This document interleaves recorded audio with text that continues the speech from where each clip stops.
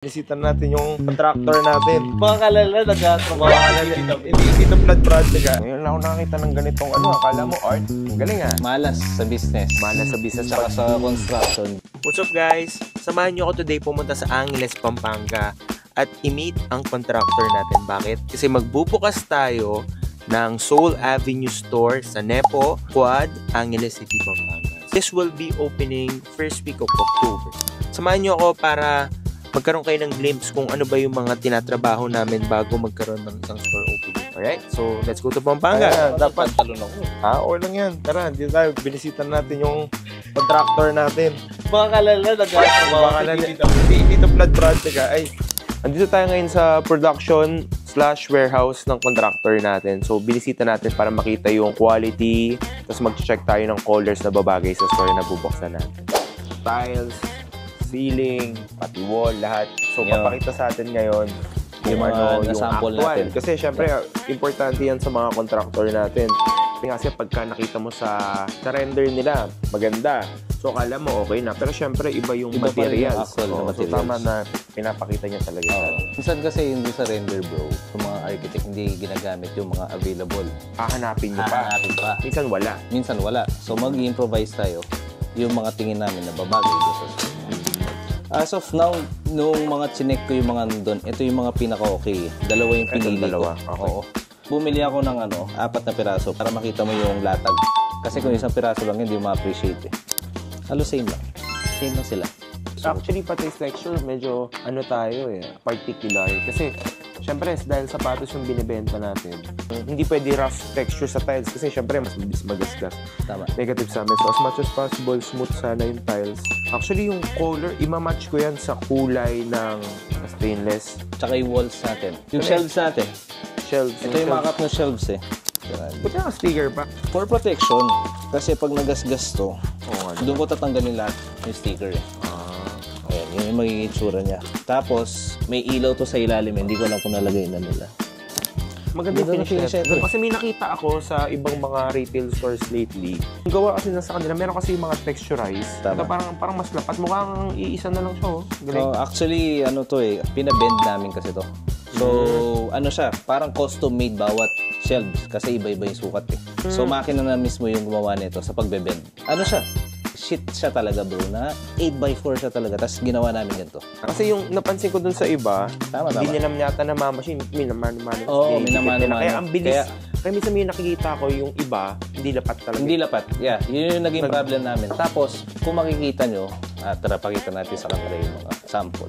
So, as of now kasi, tinikit namin kahapon to eh. Para maglapat siya, kinlam namin para makompress. Kaya yun, makita mo. Pulido lahat. Pulido talaga yan. That's quality dapat. Quality. So, hindi kasi kami nakapagsimula nung August kasi Ghost Mad, malas daw. Malas sa business. Malas sa business. Tsaka sa construction, di namin ina-accept yung August talaga. Siyempre ako nakikinig ako sa feng shui yan. Feng shui. Feng shui yan, diba? Sinimulan lang yung mga pagbili lang, pag-check lang. Pero magsisimula lang kami by September. Target namin in a month is matatapos na lahat to and then hopefully by first week of October, open na kami sa Angeles, Pampanga. Okay? Iba-ibang kulay to? Oo. Iba-iba rin yung method ng pagkakabit namin. Pati to, iba rin yan? Yes, iba rin. Lime wash yan, yung tawag. Ayan. Para medyo mas okay. Sinunod ko kasi yung team natin doon sa render na yung lime wash kasi, minimix namin yan eh. Pwedeng lighten, pwedeng darken. So, ikaw ang bahala kung ilan yung application na gusto mo ilagay. Ito, hinaluan namin ng foam. So, para magkaroon siya ng, alam mo yun, mga curve para siyang clouds lumilitaw. Ngayon lang ako nakakita ng ganitong akala mo art. Ang galing ah. Siyempre. Parang artistic yung mga pinaghirapan nila yan, no? If you want a lighter shade, kaya natin kumuha. Kasi yun nga, available na halos lahat. May mga sinuggest naman si architect dun eh. So at least ang dami natin palang choices. Oo. Okay, so ito, papilian natin yan.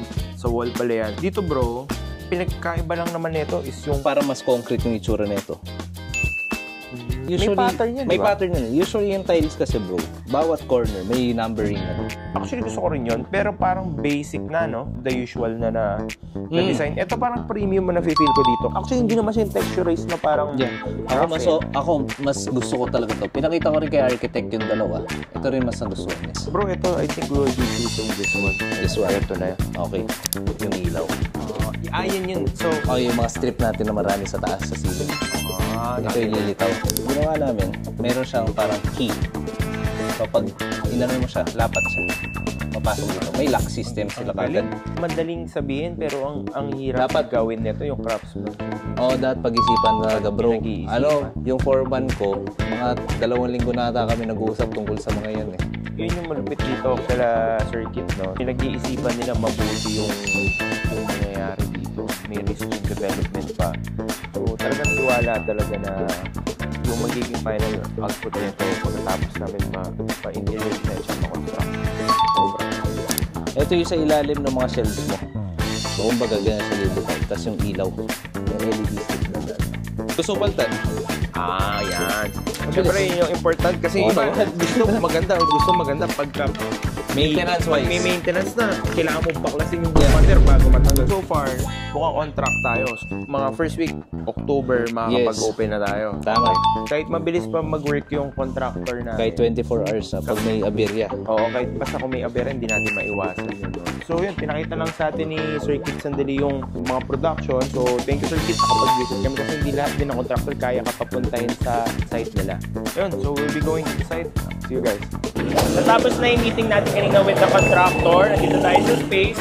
So, check lang namin kung kamusta. Kung dahil umulan lately, tinignan lang namin kung basa ba sa loob, kung may leak. So that's part of, siyempre, making sure na walang problema yung space. Ito yung magiging first store namin na outside the mall. Kaya ko siya kinuha kasi in between siya ng Nepo Angeles at ng upcoming na Nepo Rockwell with the power plant mall. Siguro tataka kayo ba't ako nagbukas dito? Aside from, I'm personally a Kapampangan kasi pag nasa store ako minsan nakakakwentuhan ko iba natin mga clients doon. Marami nagre-request na kailan ba kayo magbubukas sa Pampanga or something. Ang dami namin palang clients dito kaya ito, yung mga request nyo, sinunod ko na, andito na tayo finally. Makikita nyo na ako madalas dito kasi babantayan ko tong renovation na to to make sure na magiging best looking store to dito sa Nepo 1 area. Alright? So, thank you for watching guys. Until next time.